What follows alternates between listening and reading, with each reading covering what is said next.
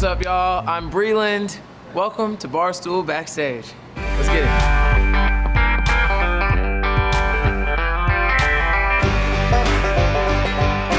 How we feeling?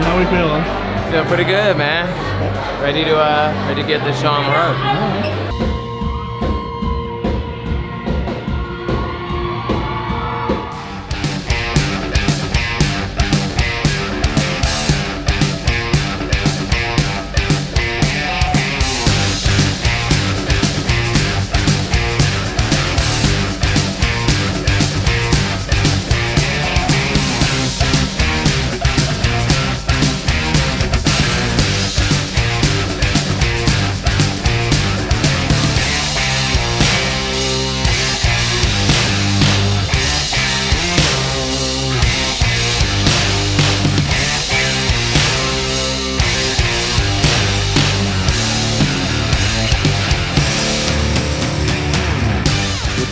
What's up?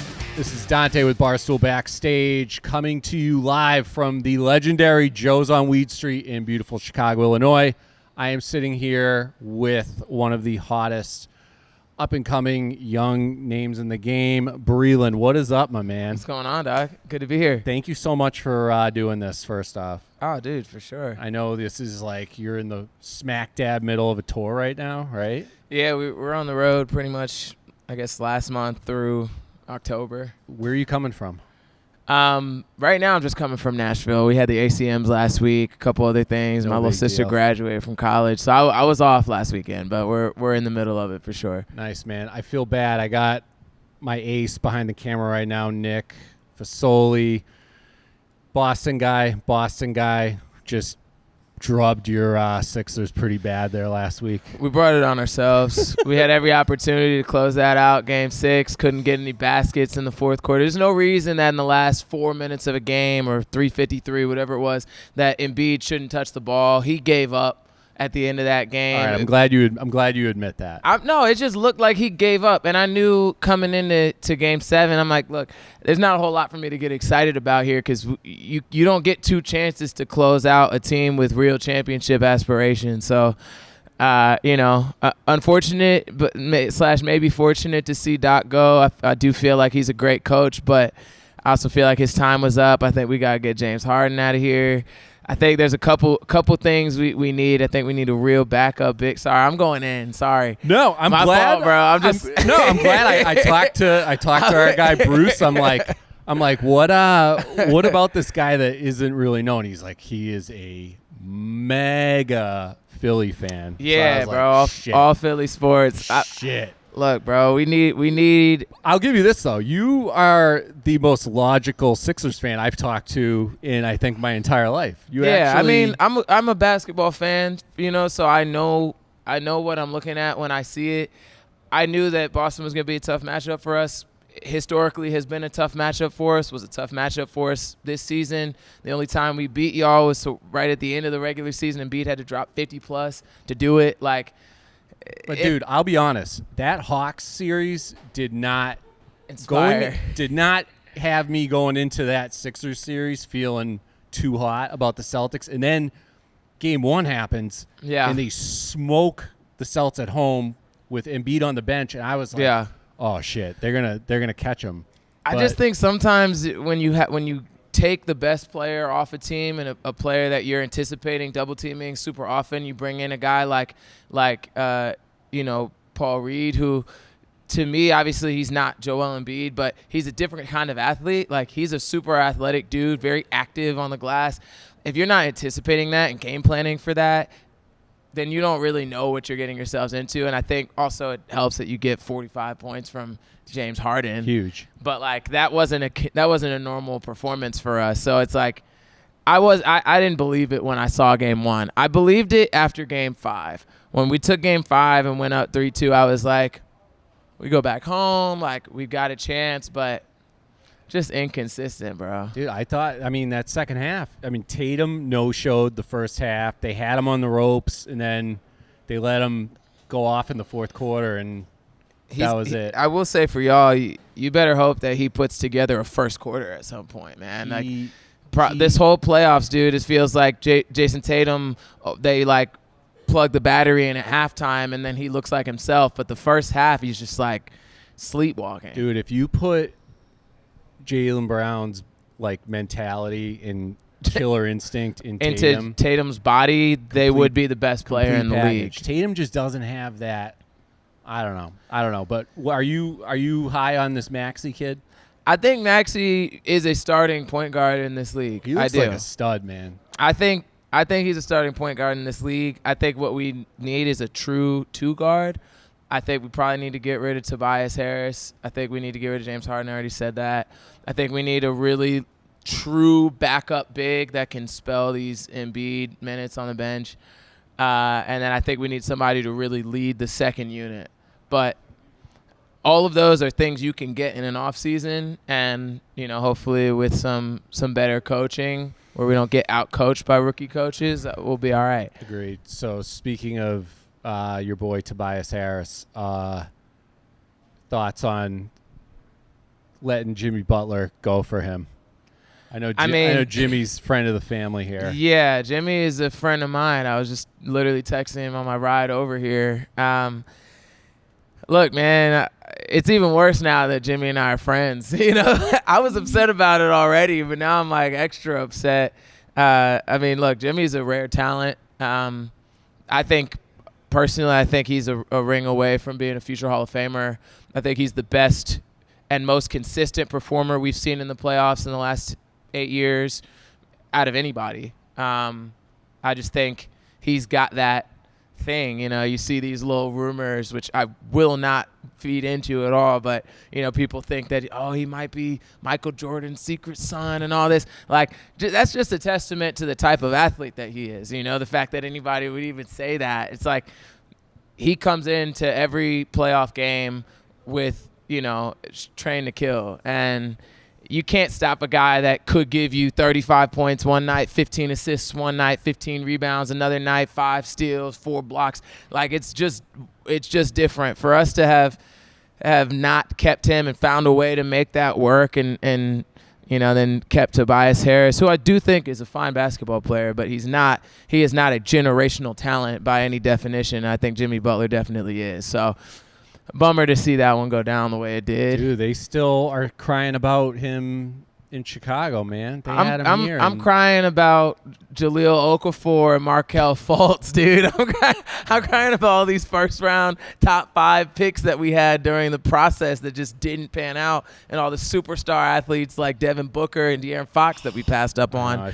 Honestly, if it weren't for being such assholes, I would actually feel bad for Philly fans. But people need to put me front and center, because I'm like the most reasonable Philly fan you'll ever talk to. Because I just watch the game. I see what I see. I'm passionate about it, but I'm not gonna like punch a kid. Speaking of Jimmy Butler rumors, and we can edit this out afterwards. Yeah. I heard through Jimmy Butler that you guys have collaborated and worked together a little bit. There's truth to that. Jimmy's a big country music fan. Huge. And he's a pretty strong writer as well, and he's started writing, and I'm curious to see where all of it leads, but I could definitely see a BRELAND Jimmy Butler crossover collab happening in the future. Dude, I love it. Who is there anyone you won't work with or collab with? You are like in the mix with everybody. Yeah, man. I just try to bring good energy to what I do. I think when it comes to writing songs and performing them, and you'll see some of that later, like that's my bread and butter. But obviously I'm fluent in both music and sports. So, somebody like Jimmy Butler who has that same kind of bilinguality. I just made that word up. It's not real. But for somebody like him who knows how to talk music and sports, obviously, is a natural fit. So your musical background, I know you grew up in a gospel-heavy family. Yeah, which is awesome. When you first started really setting out to do music on your own, was it from a writing standpoint? Did you just want to sing? What got that spark going in you, and where did it come from? Who was inspiring you? Yeah, man, I think, growing up, my parents were a gospel duo when I was a kid, and They would go around and perform at different coffee shops and churches a That's lot. awesome. It just never really got off the ground. And this is in Jersey? Yeah, this was in Jersey when I was a kid. Ultimately they had 9-to-5 jobs that they needed to be able to provide for us, and so they kind of let those dreams go by the wayside a little bit. And having seen them go through it, and then growing up in a house that had a little studio downstairs and learning Pro Tools at like 8-9 years old, like Wow. I was kind of in it off rip. But really throughout high school, I was in high school 2009 to 2013, which was like the dawn of like YouTube stars. So I was like, man, I'm gonna make it on YouTube, and somebody will want to sign me. And I put up some videos that did decent numbers, but it just never really panned out. And so by the time I got to college, I was just like, yo. What were you going as back in those days? I was going by D Breezy. Nice. My name's Daniel Breland. I was going by Nice. D Breezy at the time. A lot of my friends from high school were coming up on our 10-year reunion, but a lot of them still call me D Breezy. But Nice. it never really went on YouTube the way that I wanted it to, and so I went to college. I was a Georgetown kid, and it was really during my time at Georgetown that I was like, yo, I'm gonna start getting really serious about this, just like putting in the hours, getting those reps up, just writing songs every single day, eventually getting to a point where I was writing 2 songs a day. I graduated, started writing 3 songs a day. Wow. Moved down to Atlanta. I was working with very closely with a producer who, oddly enough, didn't believe that I could be an artist. He just felt like I should just be a songwriter. Over time, I realized he just wanted me to be a songwriter because it would be easier to control everything from his perspective. You can't have those kinds of people around you for long. So Music biz. yeah, just music biz, predatory practices. And so I was just like, yo, I'm out. I think I'm an artist. I dropped my debut single, My Truck, totally independently, no marketing plan, no budget, and totally organically it started to move on TikTok, which was still in its infancy as a platform back in 2019. And by the time top of 2020 came around, it was popular enough that a bunch of labels wanted to meet with me, and I ended up signing the deal that I'm in now with Atlantic Records. And it just goes to show you, people look at that and they might just see a song like My Truck and be like, oh, like this is, he just made it off of one song. And it's like, nah, man, like I was busting it for years, getting busy for probably 4 or 5 years, pretty dedicatedly, might I add, just grinding and putting in the work. It's like the Picasso thing, right? Where he scribbles on a napkin and tells a lady $70,000, and she says, what are you talking about? It took you 3 seconds to make that. He said, no, Right. It took me 70 years to... It's all the work that you don't see that goes into it. It's exactly that, and obviously it's a silly little song. It's fun. It's tongue in cheek. I've got more songs in my catalog that are a little bit more serious, but what I'm realizing more and more about music and my purpose in it and why I think I have the platform that I have is music is healing, bro. Music and sports kind of operate similarly, which is why I'm so fascinated by both of them, because they both are equally informed by the culture as they do inform and shape the culture. That's a great point. And so you can look at music over time, historically, and sports, and be able to see how society changes and the issues that are important at any given point in history. And in sports and music always sit at the center of it because it's easier for people to engage with difficult situations and topics through the lens of music or sports, which kind of gives them enough space and perspective to view it more accurately. So true. I am actually surprised to know that TikTok was like the blast off for you. I thought, Yeah. So I heard My Truck on Spotify, like For You suggested, and caught my ear. I was like, oh, damn, what is this? This is totally different. And it was really good. But I actually wanted to ask you what your thoughts were on TikTok and how much it has not only influenced but completely changed the entire game for good and bad. Yeah. I mean, you must be a fan of it.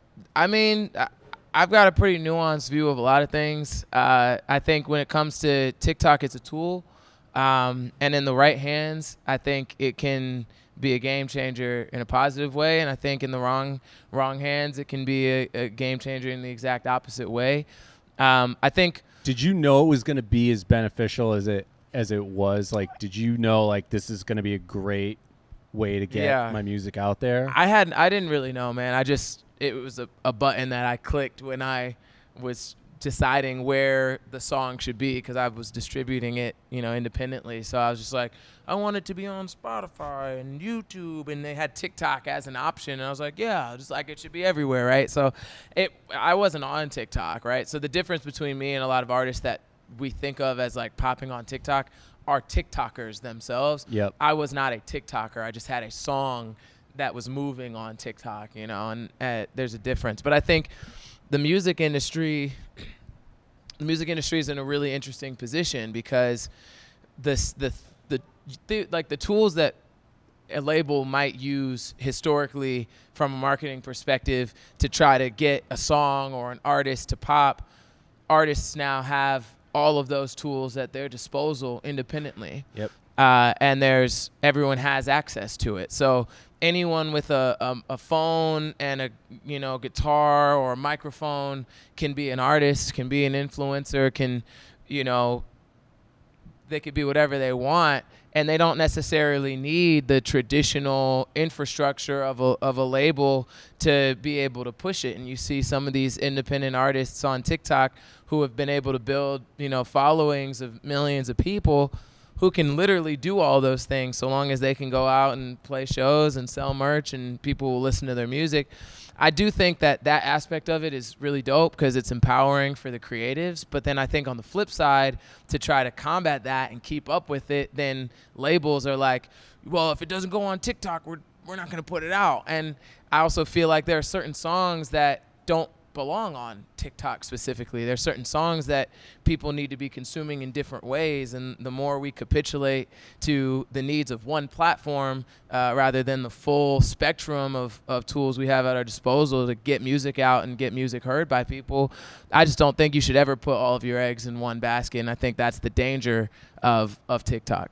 So we talk about this all the time on our show, how B-sides are almost obsolete now because of what you just said. Labels emphasizing singles, radio, streaming. Everything has to be a hit so much now.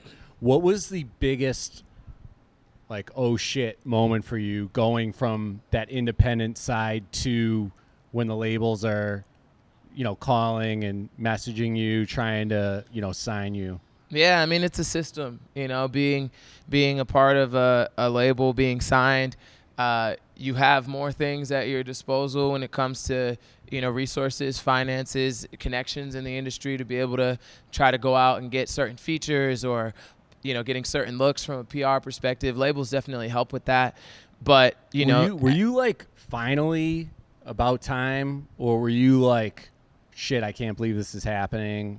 Combo of both. What I would say it probably a combo. I mean, I had spent 3 years working under a dude who was like, "You're not an artist. It'll never work for you as an artist." So did you have like a 9 to 5 too, or were you just writing? I did for a bit. What were you doing? I was doing business to business tech sales. No way. So you had a common man job. Yeah, corporate America. I would go to work from 8:30 to 6. And then I'll go to the studio every night from 6:30 to 3, 6:30 to 4. Dude, those are long days. I'll probably get home around 4:30, and then I'll have to be up at 7:30 for work. Holy shit. And Atlanta traffic also is no joke. So it's, I literally was probably in traffic for as long as I was sleeping each night for a good year. So I mean, what was your mental state like back in those days? Were you I was a disaster. I mean, people comment nowadays on like how positive I am. I'm like, yeah, I'm doing what I freaking love to do. Like,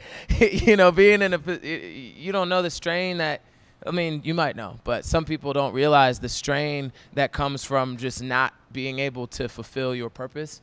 And then when you're finally able to start living and walking in that, it's night and day. I was definitely depressed at the time. I wasn't really making enough money, especially when I quit the job. I quit probably a little prematurely, trying to just do music full time. And odds and ends jobs as an engineer, vocal producing people and giving voice lessons to people over FaceTime. Just anyone that would pay me to do something musical, I was doing that after that, and that was no easier. That was probably even harder in different ways, even though I had a little more control over my schedule. But those are the sacrifices that we make. Everything in life comes at a cost, and nothing worth having comes easily. So you gotta pay for it one way or another. And for me, I paid for it with a lot of long hours and long days.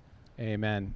What has been kind of the damn I made it moment for you? Is it performing live? Is it seeing one of your songs smash on the charts? What's it been for you?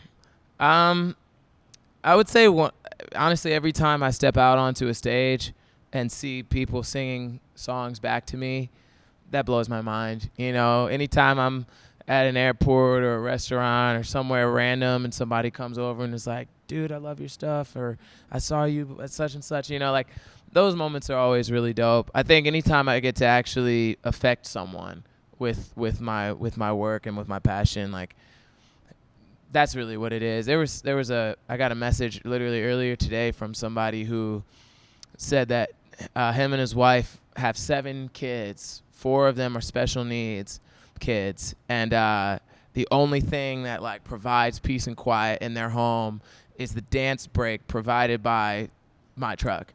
And I'm like, man, like those are the stories where I'm like, I've made it. Like if in that house that song is like a little bit of medicine for those kids, man, let's go.